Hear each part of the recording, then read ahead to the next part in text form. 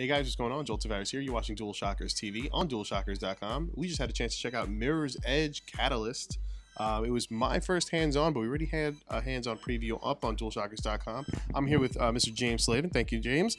And James is in charge of the audio, right? So he's the audio director on Mirror's Edge, yes. And he's going to fill us in on everything that we need to know leading up to the game's launch, which is right around the corner, right? So we're at we're almost crossing the finish line at this point. Exactly. And we just recently announced the composer. Yes, we did. And let's talk about that a little bit, because it's all about creating that atmosphere, right? Mirror's Edge is a big piece of it's a lot of atmosphere that kind of creates this world that Faith lives in. That's exactly right. Solar Fields for us is one of the parts of the soul of the game.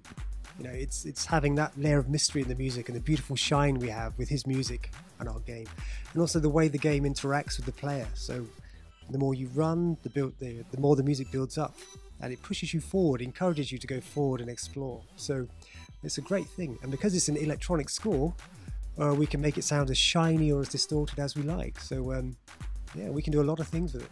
One of the things I found most interesting is that, especially with, so Mirror's Edge in general is such a visual game. Right? Yeah. So it's funny because on most instances, and yes, you still get the visual cues with the red kind of like indicating, all right, let's go here. But with the music, all of a sudden it becomes something else, because music is what's driving it, right? So like you mentioned, you get the kind of like the up tempo. So all of a sudden you got enemies coming around the corner, and that excitement builds up. So how important was that to get that in there and put it in a game where you're not relying on weapons, where you normally in other titles you are? And how's that create that experience? What, with the music? Yes. Excuse me. I'm not very well. I do apologize. It's how do you do it? Well, we have different kinds of music for different aspects of the game, and they're all interlinked so that they can then transform from one to the other. So there shouldn't be any hard, fast cuts between one piece of music and the other. They just flow. The same way that Faith flows. Basically, it kind of follows her pattern. Nice. Now, one of the things that with Mirror's Edge in general, I mean, we fans of the series. Well, now it's a series, right? So we're gonna get a second game, so now we can call it. Now we can call it that, right? So, fans of the first game, it was so well received, and it was just like, it was one of those times where in gaming where I feel like the fans got what they wanted, where they got the next game, and they were asking for it, and every year an E3 would pass by, and it was just like, where is it? So when you finally get to deliver now, how good does that feel to kind of like give people what they finally want? It feels brilliant, and the feedback so far from what people have played has been so good. That's its own reward, really. Yeah. It's like, well, thank you very much. Right. So, I mean, and it's one of those instances, and it's funny because we said a little bit off camera, you said, we never stopped making it. It's never stopped. So that, and I think that there's always been something going on. Okay. And now with Frostbite and what we wanted to enhance being now enhanceable, that's a word. Okay. Then we can make what we want and run with it. Nice. And when going into making Catalyst, I noticed, I mean, it's a short hands-on demo, and again, it's what we got a chance to see at E3, but we kept it pure in terms of melee combat, right? So it's all just hand-to-hand motions, where Faith in the first game could like pick up a weapon or something, but now, no, let's keep it pure. The whole game is about being elegant. Yes. And the best way for Faith to be a kick-ass protagonist is to not use weapons, because we wanted her to use the environment. So she uses the environment to her advantage, so that she has the momentum to take out her adversaries, basically.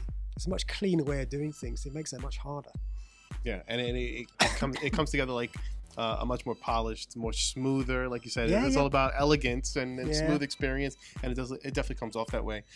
So again, we're right at the finish line. Is there anything that maybe people that have skipped over Mirror's Edge last generation, maybe something they should know about this title as it approaches launch, get their buy-in?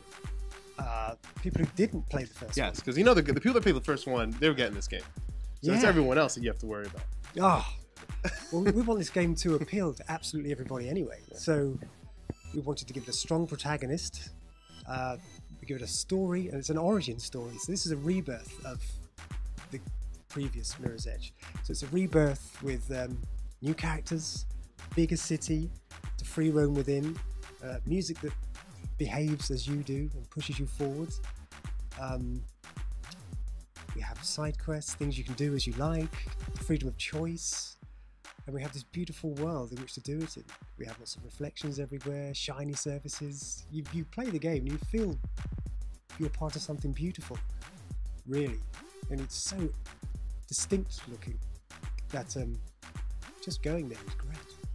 That's awesome. That's awesome. If that doesn't get it going, then nothing else will. But again, it was nice finally to get my hands on Mirror's Edge Catalyst. It's looking great. We're right around the corner, right near launch. James, thank you so much. Thank you. Thank you very much. Guys, Faith is looking great. City of Light is beautiful, and now you can go anywhere you want, do what you want. DualShockers TV, DualShockers.com. This is Mirror's Edge Catalyst, and we're out.